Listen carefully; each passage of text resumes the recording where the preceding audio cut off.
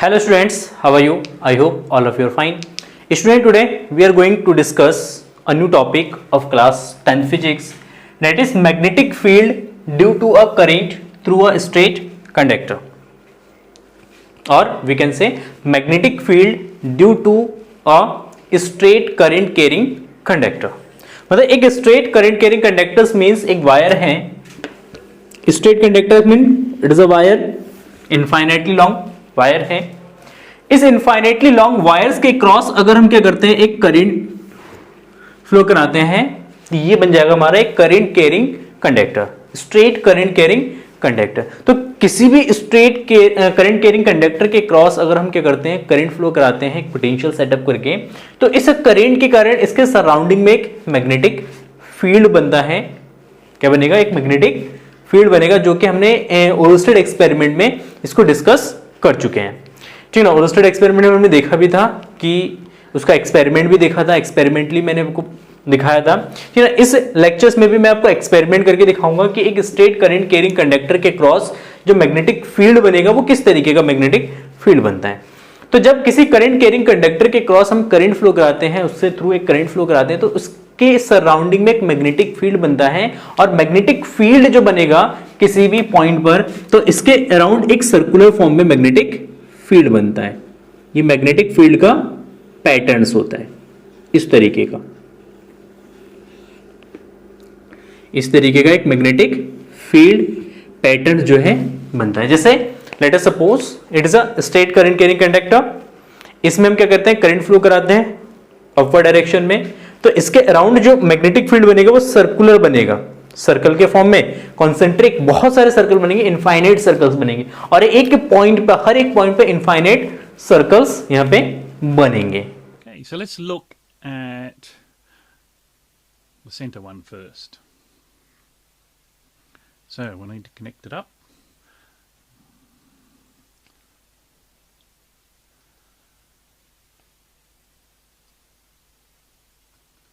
So we'll just connect the alligator clips to the posts.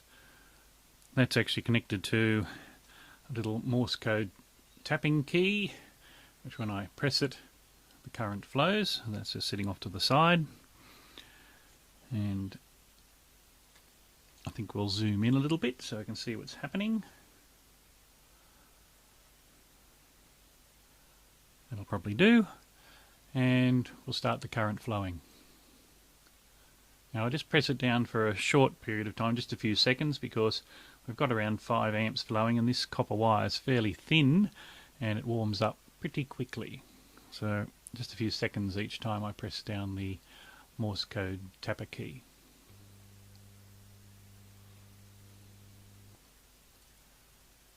Okay, so we can see something happen there. We're starting to get the iron powder start to form circles around that wire. Press it down again for a little bit. And again. Okay, not much is happening, so we'll stop there and let's examine what we've actually got. So we can see that the iron powder further out is still pretty evenly dispersed, but as we move in closer we start to see it forms circles around the copper wire that's running through the center there. So what's this actually indicating? We've got a current flowing down through the acrylic plate, and the iron powder there is going to align with the magnetic field lines. So what we can surmise from this is we're actually getting magnetic field lines that are circular, actually around the coil that's going through the plate. Okay, that's pretty interesting. Let's look at another one. We'll just disconnect the terminals off there. ठीक है. तो it means एक current, magnetic field due to a current through a straight conductor में जो magnetic field बनेगा, तो magnetic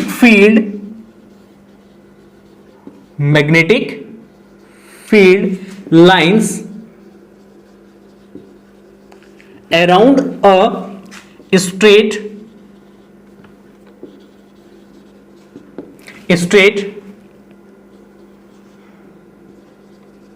current carrying conductor. Magnetic field lines around a straight current carrying conductor are concentric lines. Are concentric circles.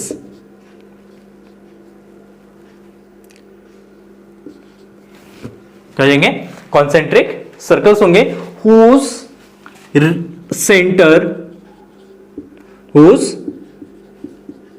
center lie on the wire. तो first of all आपको ये याद रखना है कि जब भी एक करंट कैरिंग कंडक्टर होगा, स्ट्रेट करंट कैरिंग कंडक्टर होगा, तो इसके अराउंड जो मैग्नेटिक फील्ड बनेगा वो किस फॉर्म में बनेगा? एक कॉन्सेंट्रिक सर्कल्स बनेंगे. कॉन्सेंट्रिक सर्कल मतलब जिसका सेंटर क्या होता है? सेम होता है. जैसे 2 सर्कल्स है, ये इन दोनों सर्कल का सेंटर सेम है, कॉमन सेंटर है, तो ये कॉमन सेंटर वाले सर्कल्स को हम क्या कहते हैं? Concentric circles. They are called concentric circles.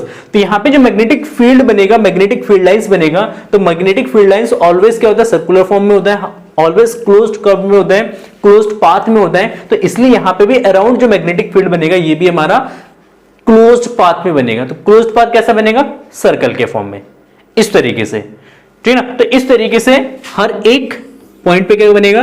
Concentric circles बनेंगे. जैसे लेट अस सपोज इस तरीके का हमने यहां पे एक कंडक्टर को इस तरीके से प्लेस किया है. ये हमारा कंडक्टर है, जैसे मार्कर रखा है, तो इस मार्कर के इस पॉइंट पे इस तरीके के सर्कल्स बनेंगे. यहां पे कोई पॉइंट होगा तो इस पॉइंट पे भी बहुत सारे इस तरीके कॉन्सेंट्रिक क्या बनेंगे? सर्कल्स बनेंगे. ठीक है? तो ये रिप्रेजेंटेशन होता है अराउंड, ये रिप्रेजेंटेशन है मैग्नेटिक फील्ड का around a straight current carrying conductor. Is it clear? तो फर्स्ट पॉइंट आपको ये याद रखना है. इसमें first point you have to remember that the magnetic field lines around a current carrying conductor are concentric circles whose centre lie on the wire. जिसका centre जो है इस वायर पे लाई करेगा, वायर के हर एक पॉइंट पे लाई करेगा. Is it clear? Next, what is the magnitude of magnetic field? Then the magnitude or magnetic field strength, magnetic field strength, magnetic field strength at a point which is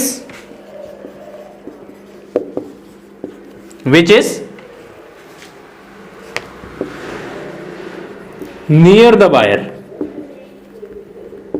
means कि अगर इस wire के near कोई भी एक point P है, late us suppose ये एक पॉइंट पी है, और इस पॉइंट पी पे मैग्नेटिक फील्ड का जो स्ट्रेंथ है या मैग्नेटिक फील्ड का जो मैग्नीट्यूड है वो कितना होगा? मतलब इस पॉइंट पे जो मैग्नेटिक फील्ड बनेगा वो कितना स्ट्रांग होगा, कितना ज्यादा इस पॉइंट पे किसी मैग्नेट को रखने पर वो कितना ज्यादा फोर्स एक्सपीरियंस कर सकता है. तो मैग्नेटिक फील्ड स्ट्रेंथ बेसिकली क्या होता है? मैग्नेटिक फील्ड स्ट्रेंथ शो करता है स्ट्रांग मैग्नेटिक फोर्स को, मैग्नेटिक फोर्स को शो करता है. एक हिसाब से अगर देखें तो मतलब जितना ज्यादा मैग्नेटिक फोर्स होगा इसका मतलब है उस पॉइंट का मैग्नेटिक फील्ड स्ट्रेंथ है उतना ही ज्यादा स्ट्रांग है. Is it clear? तो ये प्रोपोर्शनल है. अगर इस पॉइंट पे एक मैग्नेट को प्लेस करेंगे तो ये मैग्नेट कितना ज्यादा फोर्स एक्सपीरियंस करेगा, जितना ज्यादा फोर्स एक्सपीरियंस करेगा उतना ज्यादा मैग्नेटिक फील्ड स्ट्रेंथ होगा. या अगर यहां पे वीक फोर्स एक्सपीरियंस करता है तो उस कंडीशन में इस पॉइंट पर मैग्नेटिक फील्ड स्ट्रेंथ भी कैसा होगा? वीक होगा. तो magnetic field strength eight a point which is near the wire is depends on, किस पे डिपेंड्स करता है? तो फर्स्ट डिपेंड करता है, ये बाय एक्सपेरिमेंटली हमने ऑब्जर्व किया है, ये फर्स्ट एक्सपेरिमेंटली ऑब्जर्व किया है कि इस पॉइंट पे मैग्नेटिक फील्ड स्ट्रेंथ जो है 2 फैक्टर्स पे डिपेंड करता है. फर्स्ट इस वायर में कितना करंट पास हो रहा है या कितना करंट इसमें फ्लो करा रहे हैं. तो फर्स्ट ये डिपेंड करता है करंट के मैग्नीट्यूड पे. ठीक है? किस पे? करंट के मैग्नीट्यूड पे. तो it is a proportion directly proportional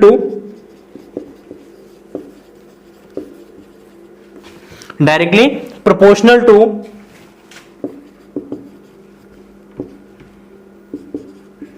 current.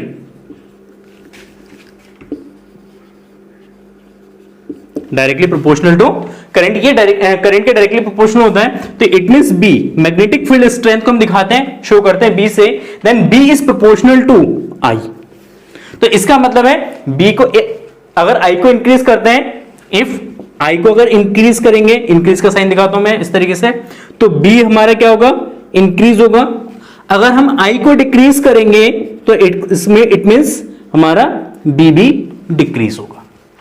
तो करंट जितना ज्यादा स्ट्रांग होगा, करंट जितनी ज्यादा अमाउंट में फ्लो कराएंगे, उतना ज्यादा स्ट्रांग मैग्नेटिक फील्ड बनेगा पॉइंट पी पर। जितना कम करंट फ्लो कराएंगे उतना वीक मैग्नेटिक फील्ड प्रोड्यूस होगा एट पॉइंट पी। देखिए यहां पे मैग्नेटिक फील्ड्स बना रखा है मैंने, लेकिन इसका डायरेक्शन अभी तक शो नहीं करा कि किस डायरेक्शन में होगा, वो शो करूंगा अभी बताने के बाद। फिर एक रूल्स बताऊंगा, रूल्स के अकॉर्डिंग यहां पे डायरेक्शन शो करेंगे, ठीक है। तो next second, it is inversely proportional to, inversely proportional to distance R. मतलब अब सेकेंड पॉइंट ये डिपेंड करता है कि इस वायर से इस पॉइंट की परपेंडिकुलर डिस्टेंस कितनी है। इस वायर से पी तक की जो परपेंडिकुलर डिस्टेंस है आर, इस आर के इनवर्सली प्रोपोर्शनल होता है, then the magnetic field at point P is inversely proportional to the distance R, और we can say perpendicular distance R. Is it clear?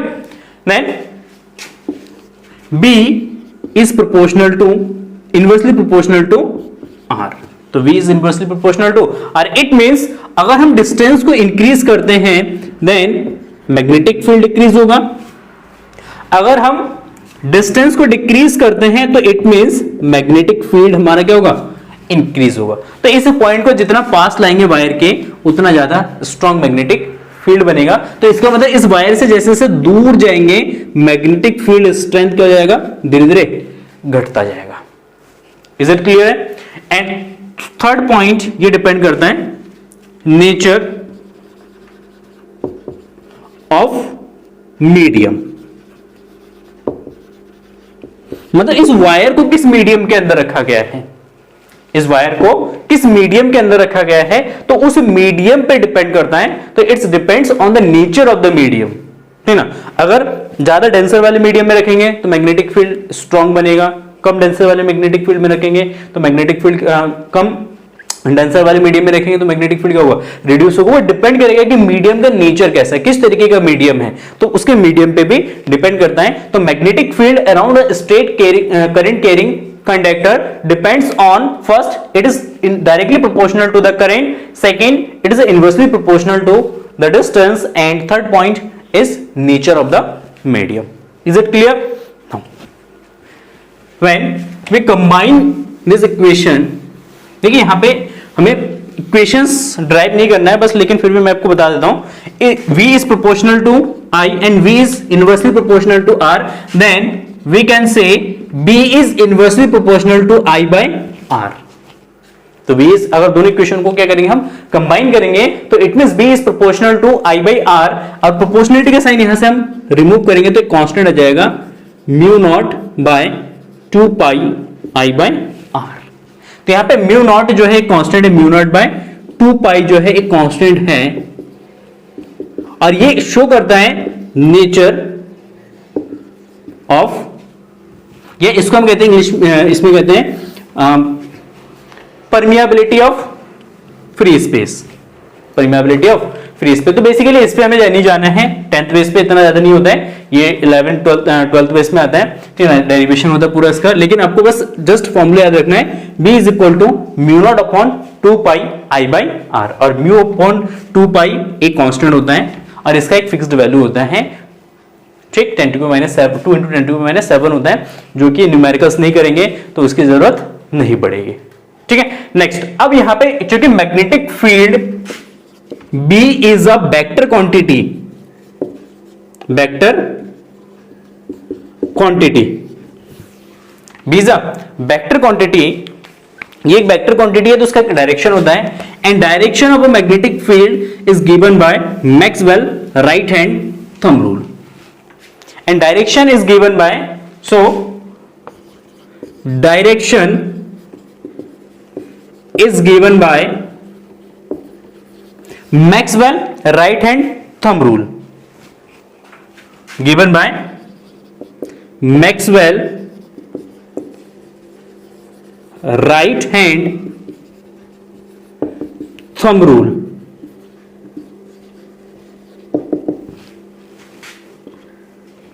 Maxwell right hand thumb rules. तो यहां पे जो concentric circle से ये magnetic field को show कर रहा है, और मैग्नेटिक फील्ड का जो डायरेक्शन है किस डायरेक्शन में होगा, तो उसको हम डिटेक्ट करने के लिए, उसको आइडेंटिफाई करने के लिए हम एक रूल्स यूज करते हैं, that is called Maxwell right hand thumb rules.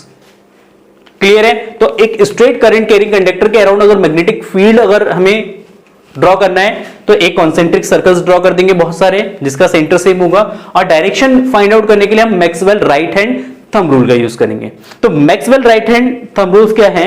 Maxwell right hand thumb rules ये कहते हैं कि जब कोई हमारे पास एक स्ट्रेट करंट कैरिंग कंडक्टर होता है और उसमें हम करंट फ्लो कराते हैं, और उस करंट का डायरेक्शन हमें पता है कि किस डायरेक्शन में करंट फ्लो कर रहा है। Late us suppose it is a straight current carrying conductor, और इसमें अपवर्ड डायरेक्शन में करंट फ्लो हो रहा है। कहां? ऊपर की दिशा में, ठीक है ना, डायरेक्शन पता है। या हो सकता है इसमें डाउनवर्ड डायरेक्शन में करंट फ्लो है, नीचे की दिशा में करंट फ्लो हो रहा है। दो डायरेक्शन पॉसिबल है, या तो अपवर्ड डायरेक्शन और downward direction. Is it clear? Direction पता है। लेट अस सपोज करंट जो है अपवर्ड डायरेक्शन में फ्लो हो रहा है, तो हम इस कंडक्टर को राइट हैंड से इस तरीके से पकड़ेंगे, इस तरीके से ग्रिप लेंगे कि जो थंब है, राइट हैंड का जो थंब है, ये करंट के डायरेक्शन को शो करे।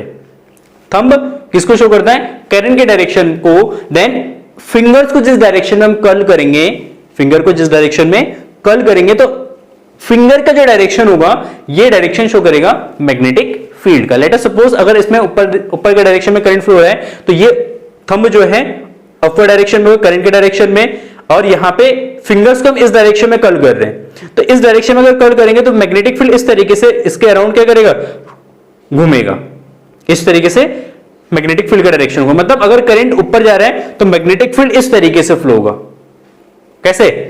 इस तरीके से, anti clockwise. Late us suppose अगर करंट डाउनवर्ड डायरेक्शन में है, देन थंब डाउनवर्ड डायरेक्शन में, तो मैग्नेटिक फील्ड का डायरेक्शन ये फिंगर्स रिप्रेजेंट करेगा। तो ये फिंगर्स अगर रिप्रेजेंट कर रहा है, फिंगर्स को जिस डायरेक्शन में कर्ल करेंगे, तो इस डायरेक्शन में कर्ल करे ना इधर, तो इसका मतलब मैग्नेटिक फील्ड इस तरीके से घूमेगा यहां पे क्लॉकवाइज। तो अगर इस करंट कैरिंग कंडक्टर में अगर अपवर्ड डायरेक्शन में अगर करंट फ्लो कर रहा है, तो यहां पे मैग्नेटिक फील्ड एंटी क्लॉकवाइज बनेगा, ठीक है ना। अगर डाउनवर्ड डायरेक्शन में करंट फ्लो कर रहा है, तो मैग्नेटिक फील्ड जो है वो क्लॉकवाइज बनेगा। जिस डायरेक्शन में क्लॉक का नीडल घूमता है, उसी डायरेक्शन में हमारा मैग्नेटिक फील्ड बनेगा। तो इस कंडीशन में करंट अपवर्ड डायरेक्शन में है, करंट है ऊपर है, तो यहां पे थंब ये ऊपर गया, मैग्नेटिक फील्ड ऐसे जाएगा, ठीक यहां पे जाएगा, ऐसे रखा है, तो मैग्नेटिक फील्ड ऐसे जाएगा और ऐसे घूम के इस तरीके से आएगा, इस तरीके से घूमेगा। मतलब मैग्नेटिक फील्ड इस तरीके से घूमेगा यहां पे, तो मैग्नेटिक फील्ड का जो डायरेक्शन होगा यहां पे इस तरीके से होगा। Is it clear? तो यहां पे एंटी क्लॉकवाइज जो है हमारा मैग्नेटिक फील्ड बनेगा। Late us suppose if current is downward direction, current जो है डाउनवर्ड डायरेक्शन में है, देन मैग्नेटिक फील्ड तो कॉन्सेंट्रिक सर्कल्स के फॉर्म में ही बनेगा, यहां पे इस तरीके से कॉन्सेंट्रिक सर्कल्स के फॉर्म में ही बनेगा। तो अगर इस तरीके से मैग्नेटिक फील्ड है, करंट का है डाउनवर्ड डायरेक्शन में, ये वायर है हमारा, करंट डाउनवर्ड डायरेक्शन, तो मैग्नेटिक फील्ड इस डायरेक्शन में घूमेगा क्लॉकवाइज, ऐसे घूम के आएगा इस तरीके से, मतलब यहां पे अंदर जाएगा, यहां से बाहर आएगा, तो मैग्नेटिक फील्ड कुछ इस तरीके से यहां पे शो करेंगे। तो ये शो कर रहा है मैग्नेटिक फील्ड के डायरेक्शन को। इज इट क्लियर है? नाउ लेट अस सपोज, इसको मिटाता हूं, थोड़ा सा इस पे Maxwell right hand thumb rules का स्टेटमेंट लिख देता हूं, इसके बाद हम इस पे और थोड़ा सा चर्चा करेंगे, डिस्कस करेंगे थोड़ा सा और। तो नेक्स्ट हेडिंग आप डाल देना, मैक्सवेल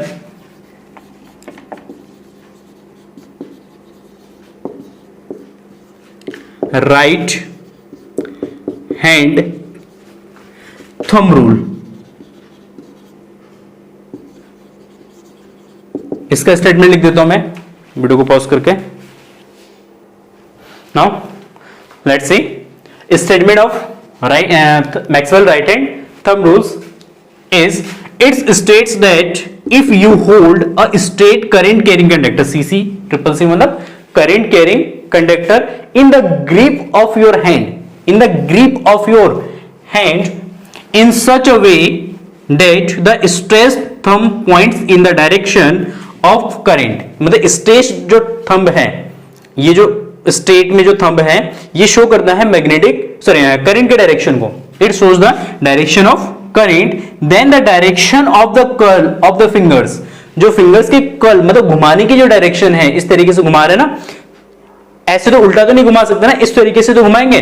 तो ये जो फिंगर्स को जिस डायरेक्शन में हम कर्ल कर रहे हैं, ठीक है ना, the curls of the fingers will gives the direction of the magnetic fields.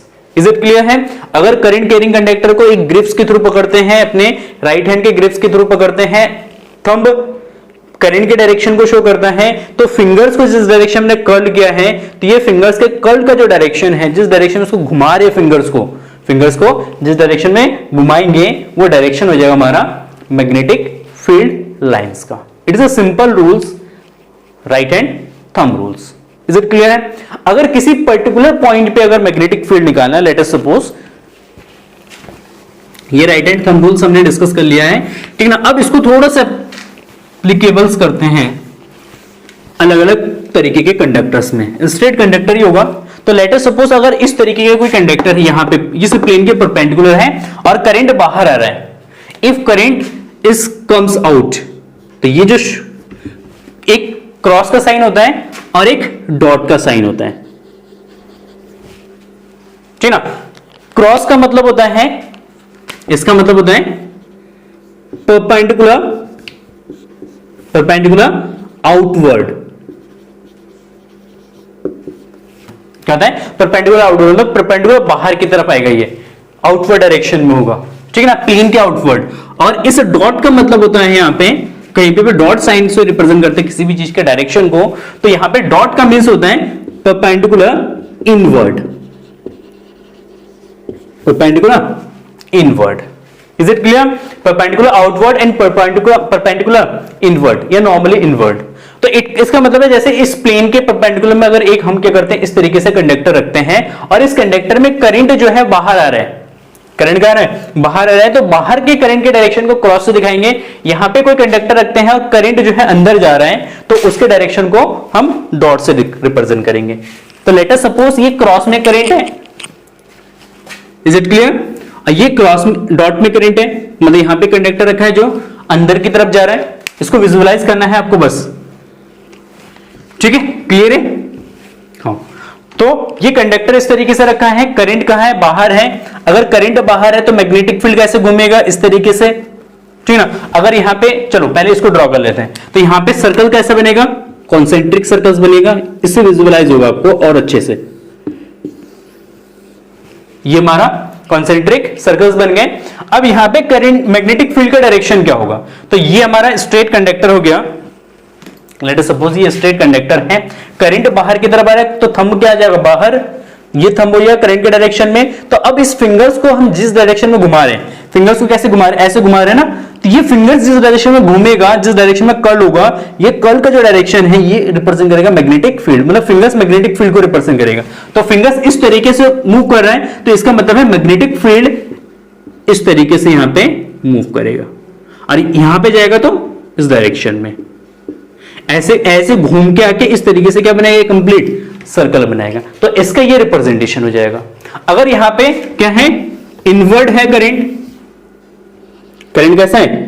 Inward है. तो इसके अराउंड भी मैग्नेटिक फील्ड कैसा बनेगा? आपका कॉन्सेंट्रिक सर्कल्स बनेंगे इस तरीके से. ये हमारा कॉन्सेंट्रिक सर्कल्स होंगे. लेकिन करंट यहां पे कहां है? इनवर्ड है. ये करंट हो गया इनवर्ड डायरेक्शन में है, परपेंडिकुलर इनवर्ड. तो यहां पे ये कंडक्टर हो गया, करंट कहां है? इनवर्ड. तो यहां पे मैग्नेटिक फील्ड इस तरीके से रोटेट करेगा. कहां घूमेगा? इस तरीके से. तो यहां पे मैग्नेटिक फील्ड कुछ इस तरीके से घूमेगा. तो यहां पे ये क्लॉकवाइज होगा और यहां पे एंटी क्लॉकवाइज होगा. Is it clear? अब ये तो मैग्नेटिक फील्ड लाइंस हो गए. ये क्या हो गए? Magnetic field lines. Is it clear? Now अब मैग्नेटिक फील्ड लाइंस में अगर किसी भी पर्टिकुलर पॉइंट पे, लेट अस सपोज इस पॉइंट पे अगर हमें क्या निकालना है? मैग्नेटिक फील्ड का डायरेक्शन निकालना है. इस पॉइंट पे भी मैग्नेटिक फील्ड कर, क्योंकि यहां पे मैग्नेटिक फील्ड कर रहे हैं कंटिन्यूअसली चेंज हो रहा है, कंटिन्यूअसली उसका डायरेक्शन चेंज हो रहा है, तो किसी एक पर्टिकुलर पॉइंट पे अगर मैग्नेटिक फील्ड का डायरेक्शन निकालना है तो इस पॉइंट पे क्या करेंगे, हम एक टेंजेंट ड्रॉ कर देंगे। मैंने पहले ही बताया था मैग्नेटिक फील्ड लाइंस के प्रॉपर्टीज में, मैग्नेटिक फील्ड लाइंस के किसी भी पॉइंट पर अगर डायरेक्शन फाइंड आउट करना मैग्नेटिक फील्ड का, तो इस पॉइंट पे एक टेंजेंट ड्रॉ करेंगे और इस टेंजेंट का जो डायरेक्शन है ये डायरेक्शन हो जाएगा, ये डायरेक्शन शो करेगा मैग्नेटिक फील्ड का direction at that point. Is it clear? Is it clear? Now इस पॉइंट पे अगर हम क्या करते हैं, इस पॉइंट पे अगर मैग्नेटिक फील्ड का डायरेक्शन निकालना है तो इस पॉइंट पे भी एक क्या करेंगे, हम टेंजेंट ड्रॉ कर देंगे, इस तरीके से एक टेंजेंट ड्रॉ करेंगे और ये टेंजेंट का डायरेक्शन जो है ये शो करेगा मैग्नेटिक फील्ड के डायरेक्शन को at that point. It is a point A and let us suppose it's point B, ठीक है, तो point A and point B पे, तो इट मींस टेंजेंट जो लाइन है, tangent at a point, tangent at a point in magnetic field lines, in curved magnetic field line, curved magnetic field line shows the direction of, ये भी point लिखेगा ना, shows the direction of magnetic,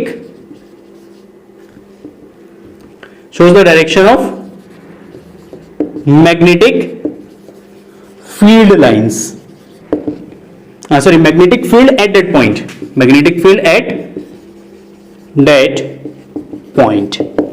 Is it clear है? Is it clear है कि नहीं है? तो अगर इस तरीके का है तो हमेशा मैग्नेटिक फील्ड कैसा बनेगा, सर्कुलर बनेगा, ये आपको याद रखना है, ठीक है। पहली बात, मैग्नेटिक फील्ड लाइंस सर्कुलर बनेगा। डायरेक्शन फाइंड आउट करने के लिए मैक्सवेल थंब रूल का यूज करेंगे।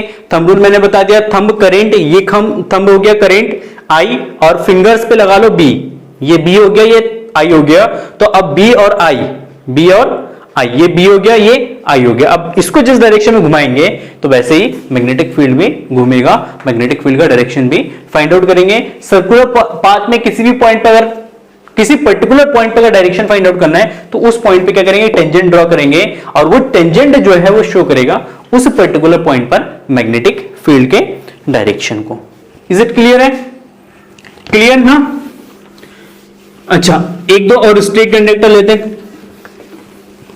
अगर इस तरीके का कंडक्टर है, एक इस तरीके का कंडक्टर है, ठीक ना, यहां पे करंट इस डायरेक्शन में फ्लो हो रहा है, एक और कंडक्टर है ऐसा और इसमें करंट इस तरीके से फ्लो हो रहा है, तो मैग्नेटिक फील्ड पैटर्न कैसा होगा, इस तरीके का कंडक्टर है, ऐसे रखा हुआ है, करंट इस डायरेक्शन फ्लो हो रहा है, तो करंट ए मैग्नेटिक फील्ड आएगा, यहां से बाहर आएगा, यहां पे अंदर जाएगा, तो इस तरीके का यहां पे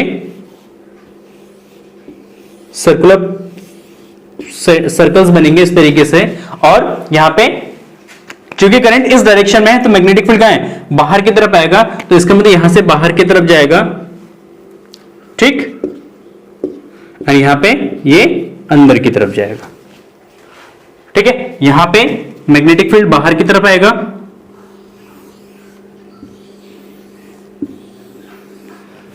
ठीक है, यहां पे करंट इस डायरेक्शन फ्लो है, मैग्नेटिक फील्ड का यहां पे अंदर जाएगा, यहां पे बाहर आएगा, तो यहां पे इस तरीके का यहां पे मैग्नेटिक फील्ड लाइंस बनेगा। क्लियर है? Is it clear? कोई कंफ्यूजन? कुछ नहीं, ठीक है। अच्छा, इस तरीके के क्वेश्चंस पूछे जाते हैं आप बोर्ड में कि एक स्ट्रेट कंडक्टर गिवन है हमारे पास, लेट अस सपोज इसमें आई करंट फ्लो है एट अ पॉइंट P, यहां पे एक पॉइंट P है, it is a point Q, it is a point Q, distance R2 and it is a distance R1 and R1 is greater than R2. तो first find the direction of magnetic field at point P and Q. First question बनेगा कि find the direction of magnetic field at point P and Q, and second question बनेगा इसमें, ठीक है ना, in which point magnetic field strength is greater.